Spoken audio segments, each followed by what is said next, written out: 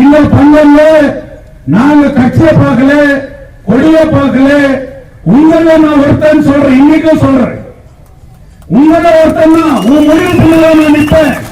பயம் என்பதே அறியாதவர்கள் நாட்டினர். அங்கே சைனியங்களை வழிநடத்தும் வீரனை அறிவாயா?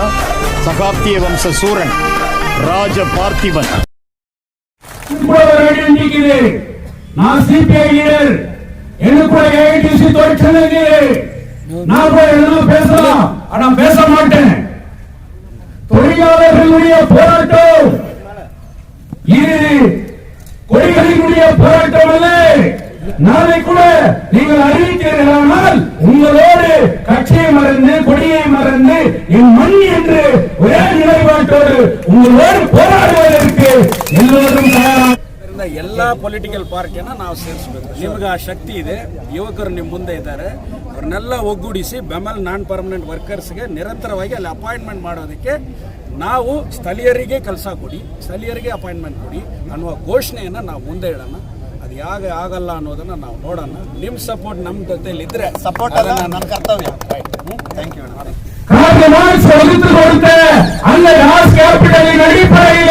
உலக தொழிலாளர்களே ஒன்றுபடுங்கள், நீங்கள் ஒன்றுபட்டால் ஏற்பதற்கு அடிமை சங்கிலித்தால் இல்லைன்னு சொன்னார். மார்க்சிய சிந்தனைகளும் பாபா சாஹேப் அம்பேத்கர் அவர்களுடைய சிந்தனைகளும் ஒன்றுபட்ட பங்கு நான் இது. அதனால்தான் சங்கொடியும் வீரக்கொடியும் ஒன்றுபட்டிருக்கிறது என்று நான் சொன்னேன். ஆனா கத்தியை இறக்க ஆம்பளை வேணுமே. சாவுஎன்பது அவர்களுக்கு சாதாரண உறக்கம். தனிப்பட்ட எந்த முடிவையும் நீங்க எடுக்க கூடாது என்பது என்னுடைய தாழ்மையான மீண்டும் மீண்டும் அந்த வார்த்தையை நான் உபயோகிக்கிறேன். தங்களுடைய மக்கள் அனைவரும் உங்களுக்கு ஆதரவாக இருக்கிறார்கள். அவர்களை ஒன்று திரட்டி அனைத்து அரசியல் கட்சியும் ஒன்றுபட்டு ஒரு வீரமிக்க ஒரு போராட்டத்தை, உங்களுக்கு ஆதரவான ஒரு போராட்டத்தை எழுப்ப வேண்டும். சகோதரர் சிவகுமாரையும் நான் கேட்டுக்கிறேன். 4 யூனியன் இருக்கிறீங்க. மாடுகள் உங்களுக்கு தெரியும். தனித்தனியோ மாடு பிரிஞ்ச போது சிங்கம் எப்படி மாடை வேட்டையாடியதுன்றது சின்ன வயசுல நாம பட்ச கதை. நிர்வாகம் பல்வேறு விதங்களிலே தந்திரங்களை பயன்படுத்துவார்கள்.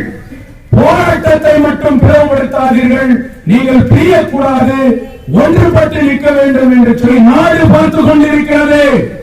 நீங்க அன்னைக்கு குமாரசாமி வரும்போது எப்படி ஒன்றுபட்டு நின்றீர்களோ, நாராயணசாமி எம்எல்ஏ வரும்போது எப்படி ஒன்றுபட்டு நின்றீர்களோ, இன்னைக்கு அவங்க உங்களை பார்த்து சிரிக்க கூடாது. ನಾವು ಯಾವತ್ತೂ ಕೂಡ ನಡೆಯೋದಿಲ್ಲ. ಈ ಇಶ್ಯೂ ತಮ್ಮಿಂದಾನೇ ಸಾಲ್ವ್ ಆಗಬೇಕು.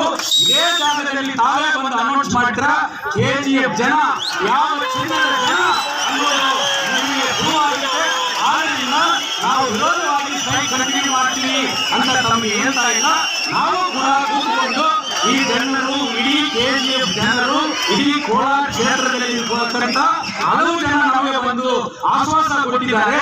ನಾವೇನು ತಾವು ಬಂದಿದ್ದೀರಿ ಒಪ್ಕೊಂಡು ಹೋಗ್ಬಿಟ್ಟಿವಿ ಅಂತ ನಾಳೆ ನಮ್ಗೆ ಏನಾದ್ರು ಪ್ರಾಬ್ಲಮ್ ಬಂದ್ರೆ ಅವರು ಬರೋದಿಲ್ಲ. ಆದ್ರಿಂದ ನಾವು ಕೂತು ಮಾತಾಡಿ ಚರ್ಚೆ ಮಾಡ್ತೀವಿ. ಡೆಫಿನೆಟ್ ಆಗಿ ತಾವು ಹೇಳಿದಂಗೆ ನಾವು ಎಲ್ಲಾ ಡಾಕ್ಯುಮೆಂಟ್ಸ್ ಕೊಡ್ತೀವಿ, ತಮ್ಮ ಜೊತೆಯಲ್ಲಿ ಬರ್ತೀವಿ ಸರ್. நீங்க அவங்க உங்களை பார்த்து சிரிக்க கூடாது.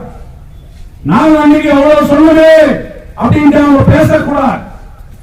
அதனால எடுக்கின்ற முடிவு எதை எடுத்தால் எந்த நிலை அமர்ந்து சரியான முறையிலே தோழர் சிவகுமார் அவர்கள் 4 யூனியனுடைய ரெப்ரசன்டேட்டிவ் ஒரு ஒன்றுபட்ட நிலையோடுதான் முடிவை எடுக்கணும்.